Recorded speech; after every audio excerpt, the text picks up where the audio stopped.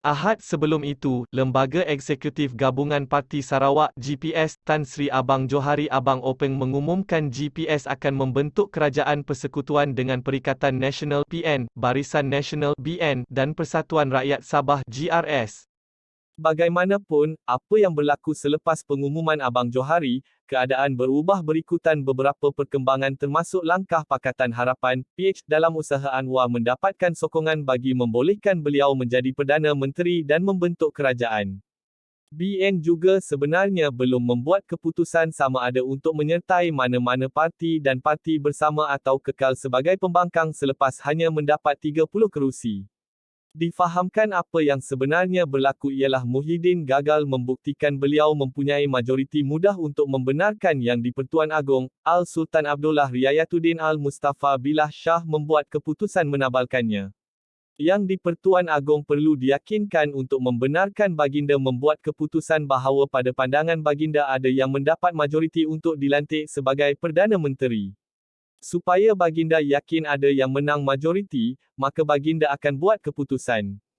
Namun, walaupun Muhyiddin telah menghantar 115 sekolah rendah ke istana, ini bukan pengesahan semua nama yang menyokongnya, kata satu sumber.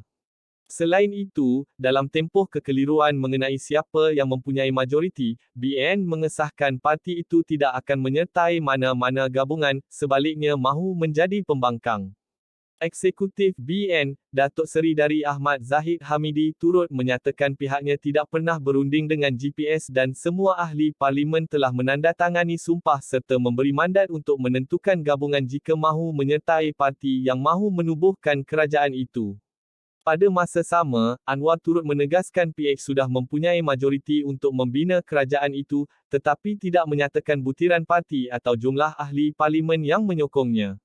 Bagaimanapun, episod ini berakhir selepas kedua-dua majlis bertemu di Istana Negara. Pertama, jika Muhyiddin dan Anwar diperintahkan untuk menyesuaikan diri dan Yang di-Pertuan Agong mengesyorkan agar mereka membentuk kerajaan bersatu demi kestabilan politik, rakyat dan negara, Muhyiddin menolak mentah-mentah dengan terus menuduhnya mempunyai sokongan majoriti, berbeza dengan Anwar yang cenderung bekerjasama untuk membentuk kerajaan bersatu seperti yang disarankan rajanya. Bagi Anwar, beliau memikul tanggungjawab membawa kemakmuran kepada negara dan penyatuan rakyat untuk 5 tahun akan datang, apabila Muhyiddin dan PN juga perlu menjadi penentang yang berkesan, juga demi kepentingan negara dan rakyat.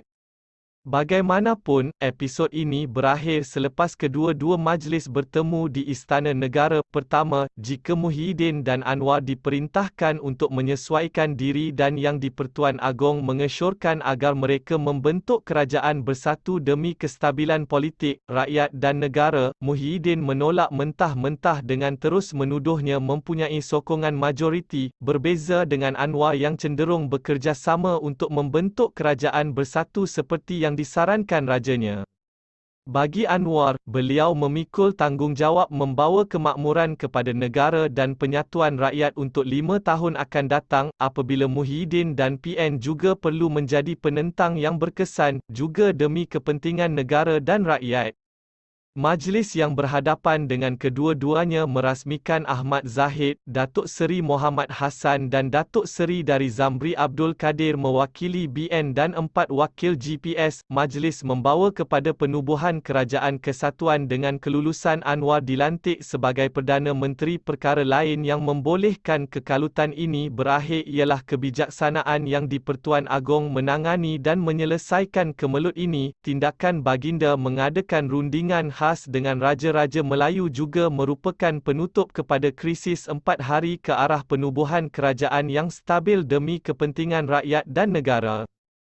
Pengumuman itu juga menjadi pembayang kepada BN untuk mengubah fikiran daripada menjadi pembangkang dan mahu menyertai Anwar dan PH dalam menubuhkan kerajaan dan bukannya PN. Sumber itu juga berkata GPS mungkin tersilap apabila mengumumkan pembentukan kerajaan bersama BN dan PN kerana percaya Muhyiddin mendapat sokongan sekumpulan ahli parlimen BN untuk pertindihan nama digunakan. Sumber itu juga berkata, kemungkinan nama yang sama sama bertindih memihak kepada Muhyiddin dan Anwar menyebabkan pihak istana menangguh membuat keputusan mengenai siapa yang patut dilantik sebagai Perdana Menteri. Bagaimanapun, katanya, secara konvensional, Anwar yang mewakili parti yang mempunyai kerusi terbanyak itu boleh dibenarkan untuk membentuk kerajaan minoriti, tetapi selepas 3 jam pengumuman Istana Negara sekitar jam 2 petang Khamis lalu bahawa Datuk Seri Anwar Ibrahim mengangkat sumpah sebagai Perdana Menteri ke-10, Tan Sri Muhyiddin Yassin mengeluarkan kenyataan meminta beliau membuktikan kesahihan mendapat majoriti sokongan ahli parlimen. Ini kerana Muhyiddin tidak percaya Anwar telah melepaskan majoriti 112